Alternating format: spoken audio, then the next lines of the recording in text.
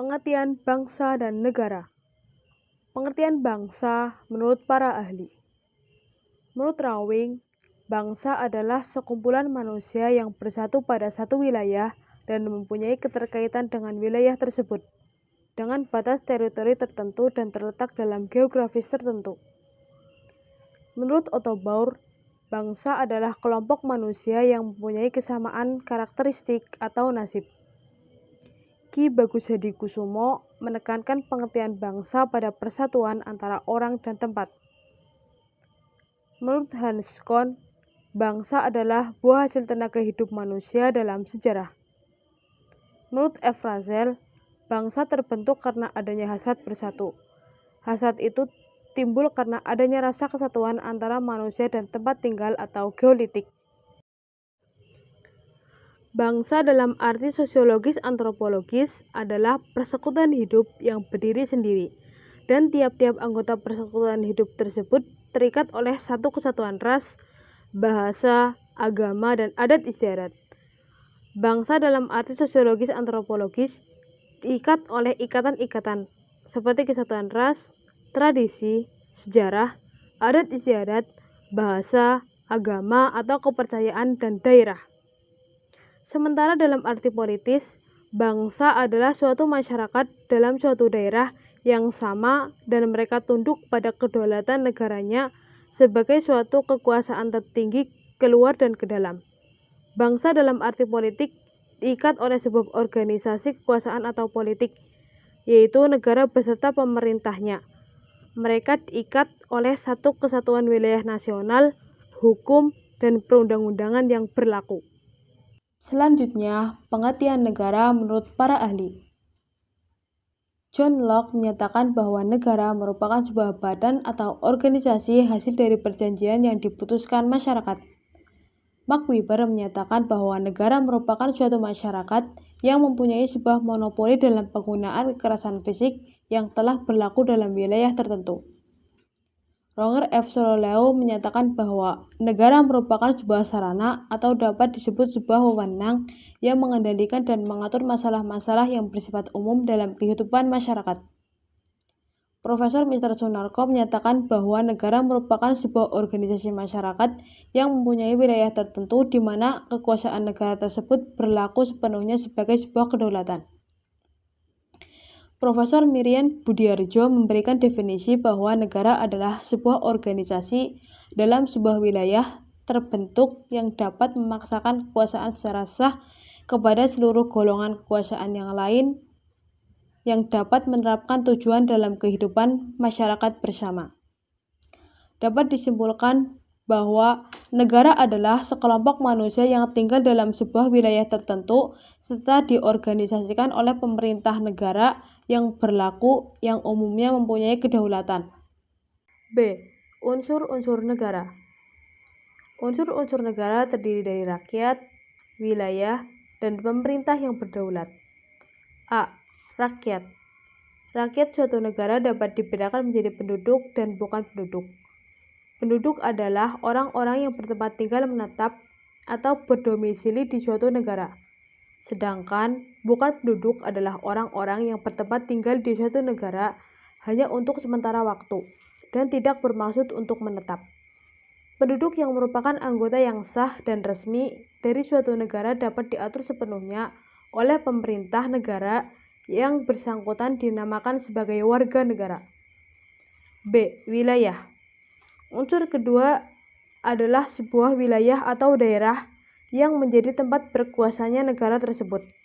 Tanpa sebuah wilayah, negara tidak dapat dikatakan sebagai sebuah negara yang sah, karena wilayah adalah salah satu bagian penting dalam negara.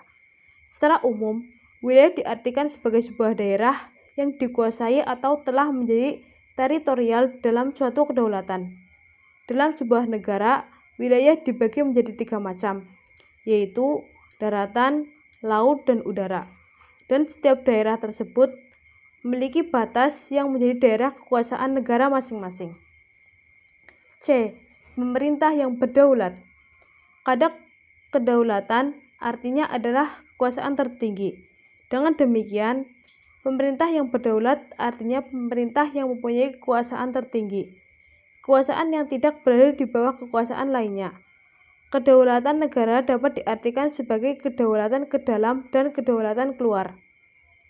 Kedaulatan ke dalam adalah kekuasaan tertinggi untuk mengatur rakyatnya sendiri, sedangkan kedaulatan keluar adalah kekuasaan tertinggi yang harus dihormati oleh negara-negara lain. Dengan kedaulatannya, pemerintah berhak mengatur negaranya sendiri tanpa campur tangan dari negara lain. C. Sifat-sifat negara. Sifat-sifat negara terdiri dari sifat memaksa, sifat monopoli, dan sifat mencakup semua. A. Sifat memaksa, yaitu satu sifat untuk memaksa agar penduduk yang tinggal dalam wilayah negara tersebut taat dan patuh terhadap apa-apa yang telah ditetapkan oleh sebuah negara, dengan tujuan untuk menciptakan sebuah kondisi yang stabil dalam kelangsungan hidup warga negara. B. Sifat monopoli, yaitu sebuah fungsi yang berfungsi untuk menguasai atau memonopoli sumber daya alam yang dimiliki negara tersebut, dengan tujuan agar negara tersebut memiliki pemasukan, kemudian pemasukan itulah yang digunakan untuk mencukupi kebutuhan masyarakat. C. Sifat mencakup semua. Dengan sifat ini maksudnya bahwa kekuasaan negara berlaku bagi semua orang di wilayah negara yang bersangkutan. Tidak ada warga negara masyarakat yang dapat mengecualikan dirinya dari pengaruh kekuasaan negara. Berkenaan dengan itu, bahwa peraturan yang dibuat oleh negara pada prinsipnya berlaku bagi setiap orang di wilayah negara itu tanpa terkecuali. D. Tujuan dan fungsi negara. Tujuan negara menurut Miriam Budi Harjo menerangkan bahwa sebuah negara dapat dipandang sebagai asosiasi yang hidup dan bekerja sama untuk mencapai beberapa tujuan. Dapat disimpulkan bahwa tujuan utama sebuah negara yaitu untuk menciptakan sebuah kedamaian bagi seluruh rakyatnya.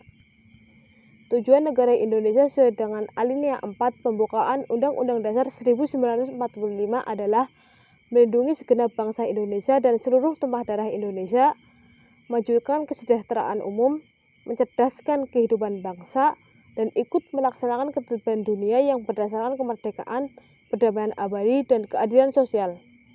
Tujuan negara tersebut hendak diwujudkan di atas landasan ketuhanan yang Maha Esa, kemanusiaan yang adil dan beradab, persatuan Indonesia, kerakyatan yang dipimpin oleh hikmat kebijaksanaan dalam permusyawaratan perwakilan, serta keadilan sosial bagi seluruh rakyat Indonesia. Selanjutnya adalah fungsi negara. Secara garis besar, fungsi yang harus dijalankan oleh negara yaitu A. Mengupayakan kesejahteraan warganya agar dapat menikmati kehidupan yang layak. B. Meningkatkan kecerdasan dan membina budi pekerti warganya. C. Menjaga keamanan dan ketertiban dalam masyarakat. D. Mempertahankan negara dari gangguan eksternal. Serta E. Mewujudkan keadilan bagi masyarakat. Fungsi-fungsi tersebut harus diselenggarakan oleh negara, yang dalam hal ini adalah pemerintah negara yang bersangkutan, agar tujuan negara tersebut dapat diwujudkan. Bagaimana teman-teman? Sudah paham kan? Terima kasih sudah menonton. Semoga video ini bermanfaat. Wassalamualaikum warahmatullahi wabarakatuh.